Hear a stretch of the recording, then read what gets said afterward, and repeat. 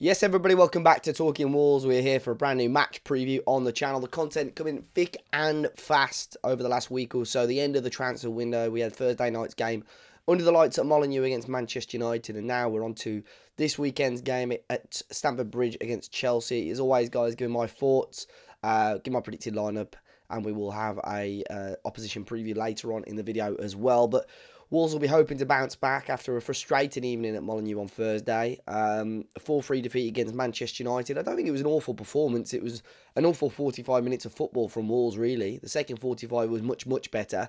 But the first 45, Wolves got to make sure that there's not a repeat of that again on Sunday. Look, Stamford Bridge is a tough place to go. Chelsea, although they've been inconsistent, they've made Stamford Bridge a very difficult place to go. I think they're 10 unbeaten there at the moment. So it's not going to be an easy game for Wolves. It's not going to be straightforward. And Chelsea and Wolves, just one place between them in the league. Very close between the two sides. Chelsea in 10th and Wolves in 11th. Quality team, I think Chelsea, and similar I mentioned in the Manchester United preview, you know, although they're probably underperforming for a club the stature of Chelsea, they definitely are underperforming. They've still got some quality footballers in there. They've got some good footballers coming back from injury as well. So it's up to Wolves to stop them, really. The main issue I found with the Wolves side on Thursday was a very passive, very tired performance from Wolves, which is sort of understandable with the amount of football some of those individuals have played. I think Wolves will have to change it up a little bit. We haven't had a press conference for this game because they're so close between the two matches, but you would assume there will be some rotation. I think the big question marks really are going to be over the central midfielders, and more than likely Doc. You would assume Aït-Nour has got to come back in for him as well. In regards to availability of other players, I think Boubacar Traoré is still at AFCON as we speak. I haven't checked Mali's most recent results, but South Korea definitely are still at the Asia Cup. Hwang scored a late penalty tonight, which is Friday night, against Australia. And Son Heung-min scored in extra time for them to go through to the next round, beating Australia. I was very quickly going to check how Mali got on in the quarter final. They're playing tomorrow, Saturday at 5 PM. So Boubacar definitely won't be part of the squad for this Chelsea game. So bit of rotation needed. Transfer window shut. No new signings other than Noah Lemina. Remains to be seen whether he's going to be on the bench for Wolves as well. But this is the squad. This is what we've got to deal with now. Very talented pool of players that Gary O'Neill has got at his disposal. Yes, you would probably want one or two more bodies in there, but this is the reality, unfortunately, of Wolves under Fosun at the moment and tight finances. A lot of teams are in the same boat with the financial fair play and the profit and sustainability. So we've just got to crack on. Wolves have coped, even with one or two injuries. You know, we've been without Hwang for a little while. We were out with Neto as well. So we're definitely capable of, scaring teams and beating football teams. You know, it wasn't too long ago we gave Chelsea a really difficult time on Christmas Eve. You know, we did ride our luck at Molineux, but ultimately fantastic victory for us, and we have got the quality to scare them and worry them as well. Before we move on to my predicted lineup, a big shout out once again to BetMate. Old school subscribers of the channel will remember BetMate. They're back again on the channel for this one. If you're not aware of BetMate, it's a fantasy football type game where basically you can enter a prize pot, you pay to enter, and then you pick a fantasy team, 7-a-side, based on a certain match or a certain group of matches. So as you can see, this weekend's game is going to be part of the Sunday Premier League 2 PM games. Click view, and I'm going to be entering that top one. £300 guarantee. It's £3 to enter, and the top 20 people will be paid. So we click join on that, and the top prize is going to be £90. So the games I'm going to be selected from today: Chelsea, Wolves, Manchester United, West Ham, Bournemouth, and Nottingham Forest. So I'm going to go in goal, Areola. I think although you get a point per save, so against Manchester United, although West Ham might not win, I think he's going to have a busy afternoon at Old Trafford. My two defenders are going to go with some fullbacks, try and get some tackles and maybe the odd assist in there. So Ryan Aït-Nour and Diogo Dalot. And I've gone on my front two of Cunha and Højlund. So if you captain, will get you double points. Your vice captain will get you times 1.5 points. And I filled out my bench there as well. So I'm joining in for this weekend's BetMate game. If you want to get involved as well, join with the link at the top of the description, or use the code TW10 at sign up, and that'll get you a free £10 bonus. But we'll move on to my predicted lineup now for the Wolves game against Chelsea.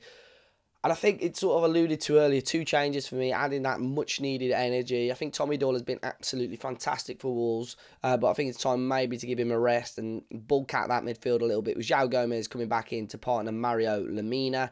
Ait-Nouri in for Doc has got to be done as well, I think. So it'll be Ait-Nouri, Dawson, Totti, Kilman and Semedo with Jose Sarr in goal. And the front three, I think Sarabia, if he's fit for me, starts. Or maybe Sarabia, Cunha and Neto. Is there going to be a conversation soon as about the back three, though? I've seen that on social media quite a lot over the last 24 hours. Does Santi Bueno now need to start, maybe be given a bit more of an opportunity, possibly with Craig Dawson or Totti coming out of the team? Who knows? That's a conversation that maybe you can let me know in the comment section down below as well. But now we move on to the opposition perspective. I spoke to Charlie from the Blue Brother YouTube channel to get his thoughts on Chelsea ahead of Sunday's game. So then, guys, delighted to be joined alongside Charlie again from the Blue Brother YouTube channel to look ahead to this Chelsea versus Wolves match. Charlie, thank you very much for jumping on the channel. How you keeping, mate? No, thanks for having me back, mate. It feels quite quickly again, doesn't it? We only played sort of a month or so ago, and yeah, we're back at it again. But yeah, no, I'm doing good, mate. Obviously, disappointing to get hammered in midweek. But yeah, home form's been all right recently, 10 unbeaten. So hopefully we can respond and get a positive result and get us back on track for the second half of the season. Yeah, I'm just looking at the Premier League table now, mate. Just literally a place between the two. Chelsea sat in 10th, Wolves sat in 11th. You guys are just ahead of us by 2 points. Mixed form for both teams. I think, you know, we did a preview over on your channel if you guys want to check that out as well. And we're just talking about almost the inconsistencies of both teams, to be honest. I think Wolves, up until the United game recently, very, very good at home and just a bit patchy away from home. And it sounds like Chelsea are the same, really. So, I mean, looking at that game midweek, Charlie, where you were thrashed against Liverpool away from home. Are you expecting a big reaction, especially, like you said, being so good at Stamford Bridge? We have to. Look, I wasn't expecting us to go and win at Anfield. You know, no one's done that this season. They've lost like 1 in their last 60-odd games in League and Cup at home. So I wasn't expecting us to win, but I was expecting us to go and compete and go and show a level of performance. And just got rolled over from minute 1 to minute 90. We were awful. Okay, yeah, there's a couple of questionable refereeing decisions where we could have had a penalty or two, but we shouldn't let that, you know, cloud the fact that we were awful. Second best to everything, you know, 50-50s, we're ducking out of them. Defensively awful. Everyone was crap. Like, Liverpool ran way more than us. The least you can do is run and compete and show up. We just didn't do that. Everyone as a collective. So that was a major, major disappointment. Not the fact that we lost, but the manner in which we lost and the manner of the performance, which kind of just, I don't know, with Chelsea, it's just felt like, yeah, okay, we've not beaten amazing teams. You know, we scraped past Fulham, we scraped past Crystal Palace. Yeah, we put 6 past Middlesbrough, and we put 4 past Preston in the cups. But, you know, it's not great. I'm glad this one's at home because our away form, you know, 1 win in the last 7, and that was a 3-2 win against Luton, which if that had gone on for another 5 minutes, we wouldn't have won that game either. So it's tough because every time you think you're making some progress, when you get, you know, string a few wins together, you then have a performance like Liverpool where you think everything comes crashing down again, and it's hard not to feel like we're starting again. But I feel like there needs to be a reaction, simple as that. There has to be. Otherwise, you know, it could be a difficult second half of the season. And we've still got lots to play for. We're still in the FA Cup. It's a tough replay at Villa Park. We've got the Carabao Cup final, which, okay, it's going to be tough, but neutral ground, the final, you just never know. And we're still fighting for European places. So there's still a lot for us to play for. So I don't think we can, you know, allow ourselves to get our heads down and, you know, feel sorry for ourselves after getting hammered. We just got to get back on it and respond as quickly as possible. Yeah, I mean, I'm just looking at your sort of results and form since we last played. I mean, in the league, you've only lost the one, which was against Liverpool. And I think that's it. I think you've won the rest of the games. I mean, just looking very quickly, Palace, Luton, Fulham. So teams you would probably expect Chelsea to be beaten, and 2 of those games at home, to be fair. But what do you think are the goals? I mean, we spoke about it on your preview in terms of Europe, and I think for Wolves, they're probably an outsider. I think Chelsea, just due to the quality and depth in your squad, and hopefully for your sake, players returning from injury, you have got enough players to sort of compete for Europe and get back in that race. Is that the goal, do you think, for Chelsea between now and the end of the season? Has to be. You know, that's the minimum expectation. I mean, at the start of the season, I think perhaps slightly unrealistically, I thought we could get into the Champions League, top 4, top 5. But I probably didn't really think about the reality of the situation. You know, sort of saw all the signings, thought these are good players, but didn't really think about how it would all kind of slot together as a team. But yeah, Europa League is still more than attainable. We're 5 points, I think, behind West Ham in 6th place. That's not insurmountable at all. You know, if we can keep Nkunku fit for the rest of this season, and that is a big if, given, you know, how little he's played, then that can certainly be a difference maker. Cole Palmer as well. Enzo Fernandez and Caicedo can, you know, click a bit more together in midfield, form a bit more of a solid partnership than is currently happening. Then we have got the quality to get into those places. It just depends whether we can, you know, pick up the results that are needed to do that. But yeah, Europa League has got to be the minimum. I mean, 6th place shouldn't be unattainable. Of course, if we win the Carabao Cup, I think that gets us into the Conference League. And that should be a basic minimum expectation. But yeah, anywhere between 6th and 8th, I think we can definitely finish, but we've got to be aiming for Europa League. Yeah, definitely. I think, like I said, with the quality of the players that you guys have got and quality of manager, you know, Pochettino's not a bad manager. You know, he's a very good appointment for you guys. What do you think's gone wrong though, Charlie? Why haven't Chelsea been competing in that top 6, top 7 so far this season? Is it injuries? Is it quality of football? Lack of consistency, or a mixture of all three, really? I think it's all of them, mate. I know, I hate coming on things and saying like, oh, injuries, because everyone has injuries. But yeah. I think from a Chelsea perspective, like, I mean, today we're happy because it was single figures of players missing for the weekend. Like wow. That's a good thing for us. It's like 8 players are out. But, you know, if you looked at it over the season, Reece James has barely played this season. Chilwell's just come back. Fofana's not been available all season. You know, Nkunku's been out most of the season. Lavia, don't even know if he even exists as a real person. He's played 30 minutes since he joined in the summer. So, like, you know, that has played a part. You know, it's difficult. You know, we spent a lot of money, but we've not been able to use all the tools that we've purchased. And that does make a difference in terms of with a young team when you're trying to build consistency and, you know, mold this team together. When you're having to change the team every single week because you've got so many players out, that does make it difficult. But on the same thing, mate, you know, Pochettino has not really managed to get a tune out of a lot of these players. Not that many of these players have actually improved significantly since the start of the season. All right, you could say Conor Gallagher, but he's regressed a little bit in recent weeks compared to what he was doing, certainly in the first part of the season. I just feel like certain tactical things Poch is not getting right. I think the setup in midfield for me doesn't work. Gallagher, Caicedo and Enzo, it doesn't work. Enzo needs movement around him. He's much better when he plays a bit deeper, but he's been deployed further forward. It's just little things like that which he can certainly improve on. In-game management needs to be better as well in terms of often waits too late to make substitutions and things like that. But I think ultimately for me, the biggest reason why we're in such a mess is so many of the majority of the players we've bought are not ready or are not good enough at this point in time to perform at the level that we need them to perform at.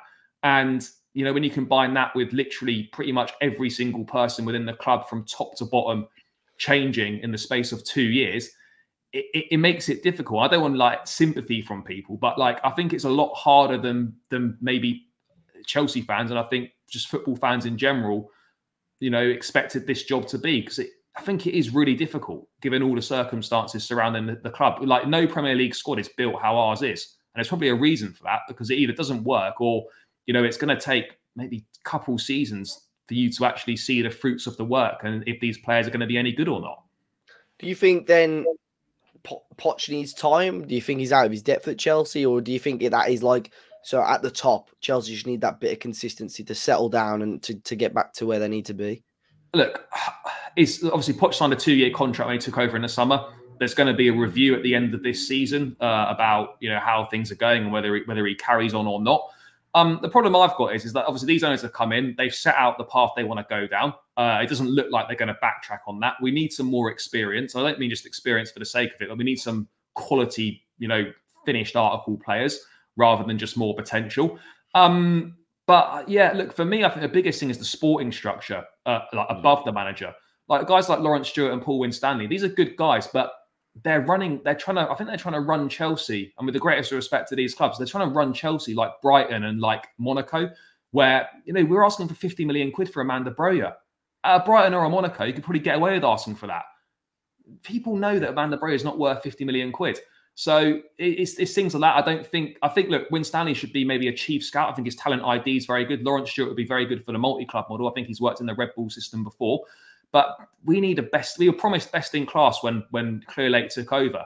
We don't have best in class in that sporting structure, and I think until that changes, I think we're gonna have difficulties. But the manager does need to improve as well. So I think we need to settle down for a little bit. We need some stability. And even if they did change the manager at the end of the season, which I think they shouldn't, how can we trust these guys to get the next manager right? They've already got 3 wrong. Potter was wrong. Bringing back Lampard, I'm going to say it was wrong, but like it didn't work. And then what? After a year, Pochettino's wrong as well. So like, how could we trust these guys to bring in the right guy next anyway? So yeah, I think we just need to stick with him, but we shouldn't just be sticking with him for the sake of it. There needs to be tangible signs that we actually are progressing. Yeah, I mean, it's interesting. I think I had a not too dissimilar conversation with a Manchester United fan when we played them ahead of the game, really, because it's not identical to Chelsea, but it's a similar sort of thing with the management. A lot of debate about him, a lot of debate about the ownership and what's going on at the moment. So it will be very interesting. Big changes, I think, with big clubs, especially with FFP and profit and sustainability. I think there's going to be a huge shift in how clubs operate financially and with transfers as well. Charlie, I mean, you mentioned on your preview and before we started recording that you've seen little bits of Wolves throughout the season. Anyone that going into this game that concerns you? Any Wolves players that you think could really damage and hurt Chelsea on Sunday? Well, the obvious one in Pedro Neto. I think he's a great player. We were talking on my channel that you were thinking it's probably going to be his last season at Wolves. He definitely looks like he's a Champions League caliber player, whether it's for a Premier League team or whether it's in Spain or Italy or whatever it might be. He's definitely cut out for that level. He's come back from injuries looking good. He's scored in his last couple of games. He's a threat. I like Matthias Cunha. I know he's not really like an out-and-out centre forward, but he looks like he's a handful. He causes problems. At the back, I think Max Kilman's a very good player. I think it's someone that we've been linked with in the past. I'm not saying we'd go in for him again or not, but he's a good. I think he's a good centre half. I really like Ait Nouri as well. I think he's a very good fullback. I think he's actually someone else that we've been linked with as well previously.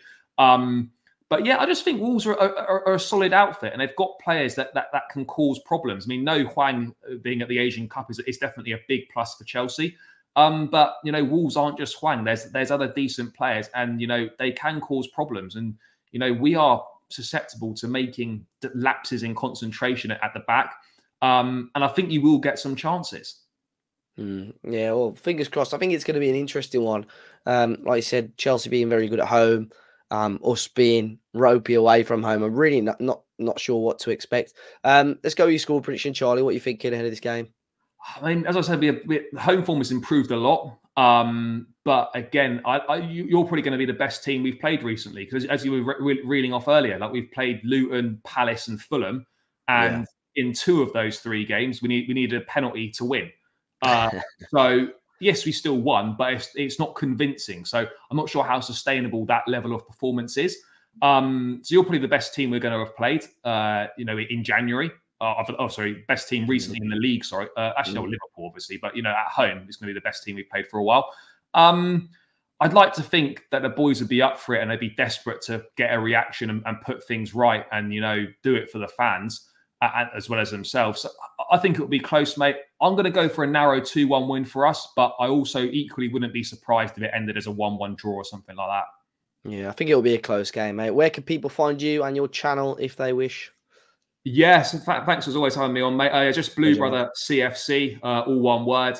Loads of Chelsea stuff on there, the usual stuff, previews, reviews, vlogs, all sorts of things. And then you can also catch me over on Chelsea Fan TV as well. Perfect, mate. Thank you very much. Apart from Sunday, mate, all the best for the rest of the season. And fingers crossed, I'll catch you next season as well, mate. Nice one, mate. Cheers. So big thanks once again to Charlie. You can find his YouTube channel in the description down below. And do let me know your thoughts and score prediction, guys. I'm going to go with a 1-1. I think I'd take a point, a 1-1. Although I think 3 points out of these 2 games would be very, very solid. Just to try and get us, you know, above. If we can get above Chelsea, top half of the table, going into this, you know, bulk of fixtures now, that'd be very, very solid. But it's going to be a really tough game. Do let me know your thoughts in the comment section down below, though, guys. Be sure to hit the like button. Subscribe to the channel if you're new.